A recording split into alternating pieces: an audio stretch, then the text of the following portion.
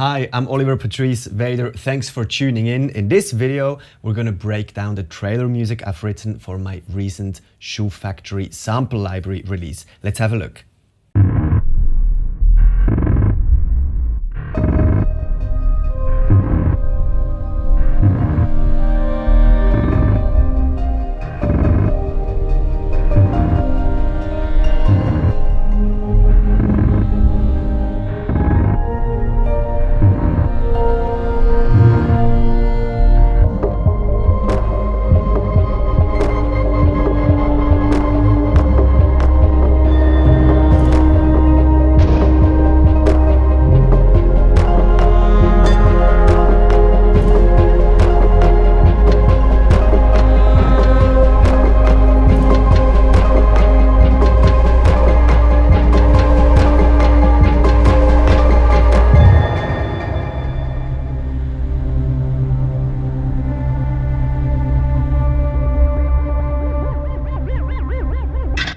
So the idea of the library is that you have a unique sound palette under your fingertips. And I really love writing with this factory echoes here. So I just started jamming around.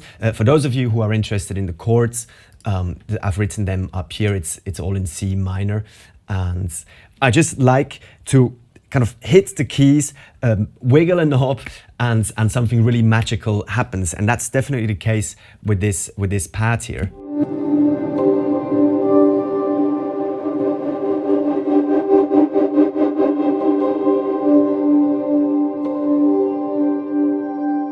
So you have a little bit of an aleatoric thing going on, and I've assigned these two layers here, layer 2 and 3, to add a little bit more texture, to add a bit more depth to layer 1. And then also I added this 8th LFO here. Again, all the effects here that we've chosen carefully, they fit with the specific sounds. You can check it out in the walkthrough. I'm explaining this bit by bit. Anyway, so this sound here, again, I'm playing the intro.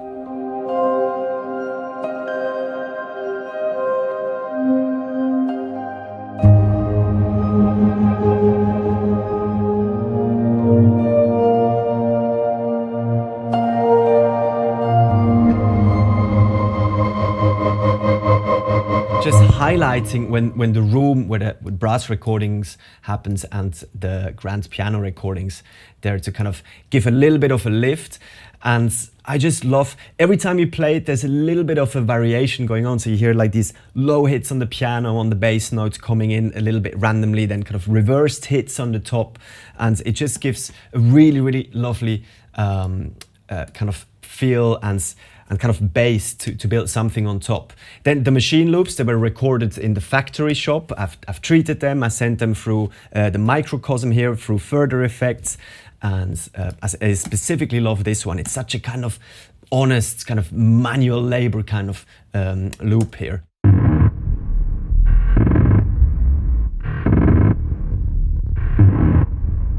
And you know, if we want to change it, for example, we add some distortion here, a little bit of compressor, some grime, which is, it just adds a little bit of dirt, a bit more reverb here. Let's have a listen how this sounds.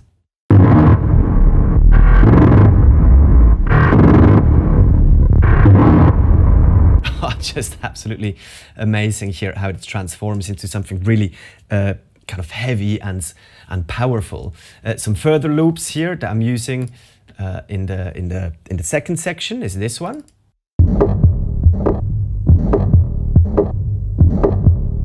So you can really hear it's a punching hole in the Shoe Factory that punches the holes into the leather, and I just love this kind of tangible sound there. Again, we can have some delay on there, we can tune it about a little bit, some grime, and make it something completely different.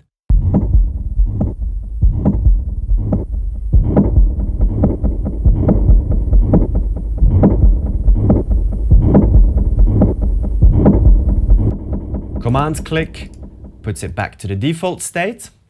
To add a little bit more drive to that loop, I've added this one here.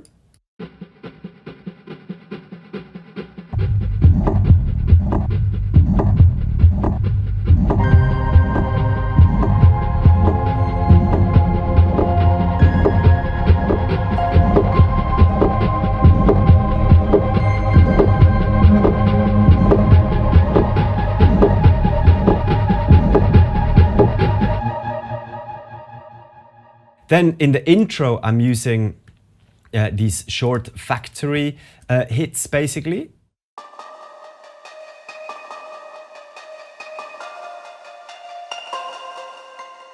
They mostly come from the grand piano recording, again, put through effects, etc., reverb, and then turned into these kind of quirky hits here.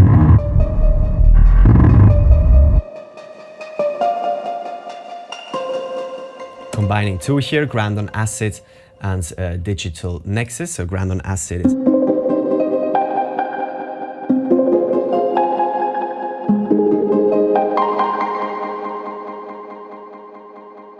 and digital nexus by itself here.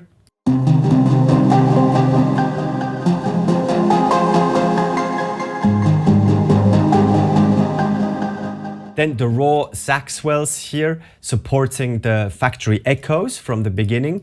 I just really love this element of the library. Just you can hear a lot of the textures and a lot of the swells, how I've made them, that they come from the sax or brass recording, because I used the really close recordings, so you can hear the breath and this honesty of the sound there.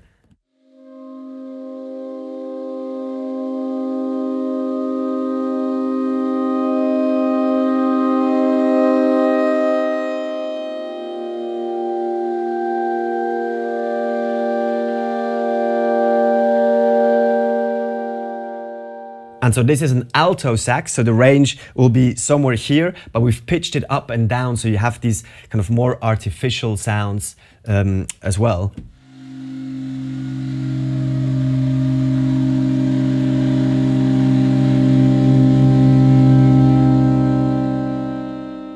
And what's really cool is that you can adjust the speed, so you could also assign it to your mod wheel, how I've done here. So you can even mid-performance, you can change the speed of the swell, which is super useful.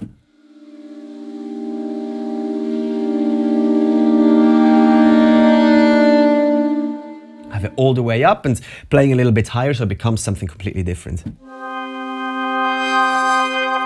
Let's just have a quick listen how these sax swell interact with the rest of the section here.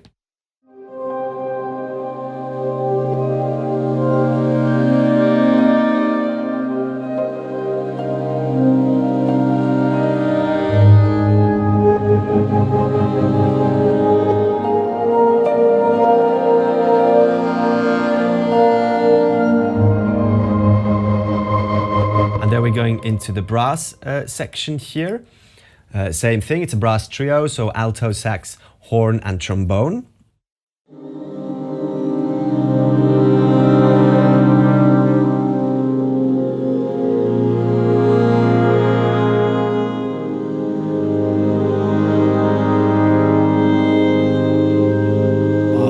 I love the sound there. You can hear my living room, the shoe factory. I've put the C414s up into the gallery, and the trio is recorded with some nice ribbon microphones, just really close up, so you get that breathy kind of sound. Same thing here, of course, you can change the speed, you can add compression, distortion, LFO, make it your own thing.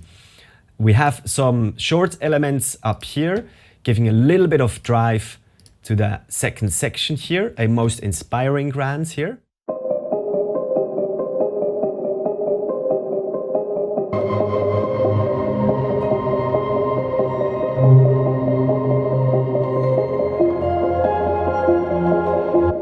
And then I have this grand on acid and digital nexus coming in, adding a little bit of a different kind of counter melody there.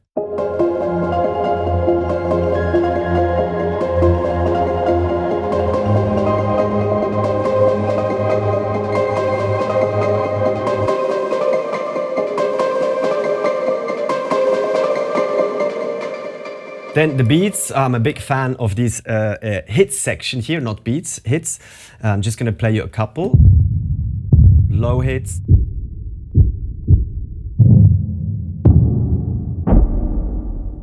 Oh, this one is really great. Anyway, in the walkthrough, I'll play all of them, and I'm adding this kind of extra beat on the bottom of these, or underneath these two loops here. Actually, I'm just gonna solo my percussion section here. So.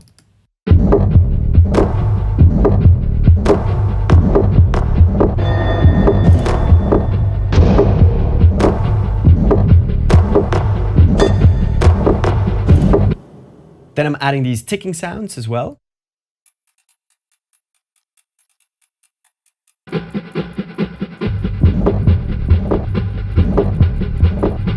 And here these soft clicks here on the offbeats.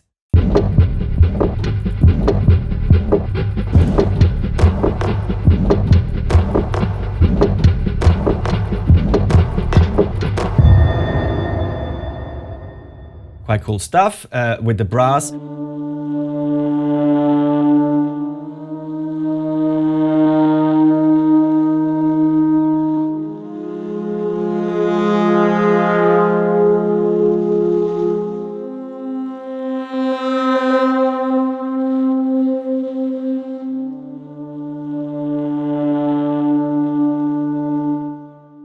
Empty factory building atmosphere here right on top.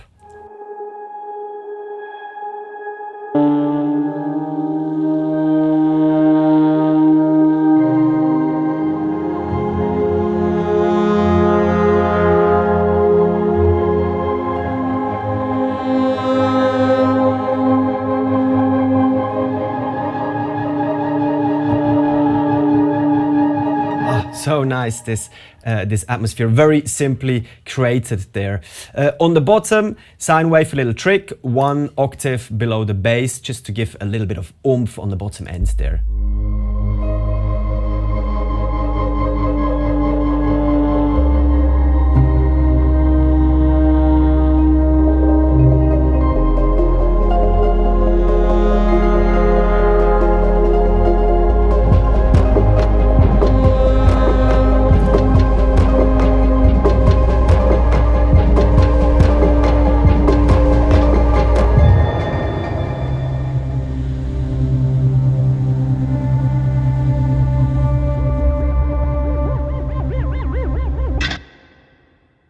Some swells there right in the end.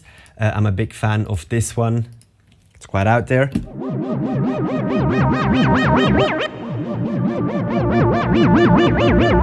And some of these swells here, interference swell or complex machine swell, you have a bunch of presets there to choose from.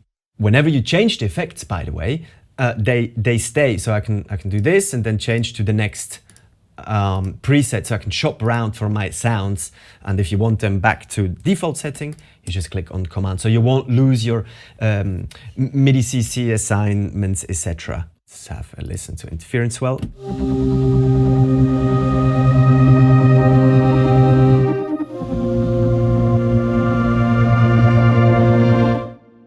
Obviously, you can change your release, etc., your attack, and again here you can change the speed of the swell, so you can adjust it to your tempo, which is incredibly useful. So mix-wise, I didn't really do much to it. This library comes with quite a characterful room sound and quite a characterful production, as you can hear, and I didn't feel like it needed any extra reverb there. In general, very little mixing and kind of production going on in that sense, taking the low ends out here and there, a sample delay on some ticking sounds here, for example.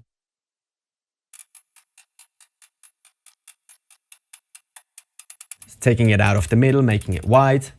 The thing that I do quite a lot here on this sound.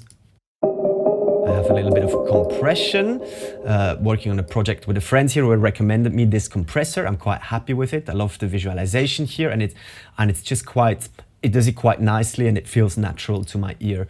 And then I've got a sidechain going on here with the sine wave and the low bass hit up here, or the low bass loop rather.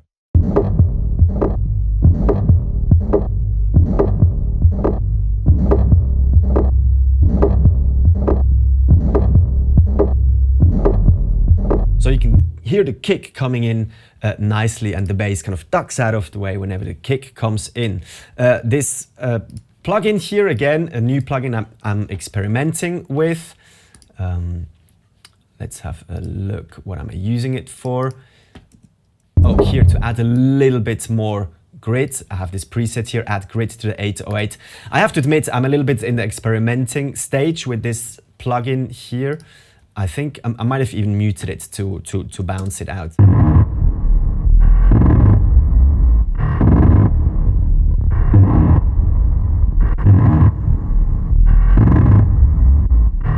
Yes, it adds a little bit of beef and oomph down here.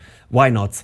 Another sample delay here for this kind of shakerish sounding loop, and then that's pretty much it. For mastering, actually, a bit of a channel EQ here. I like to take out between 3 and 500 hertz, a little bit around the 3K mark. Sometimes I add a little bit of bottom around 60, just very, very subtle, maximum 2 dBs.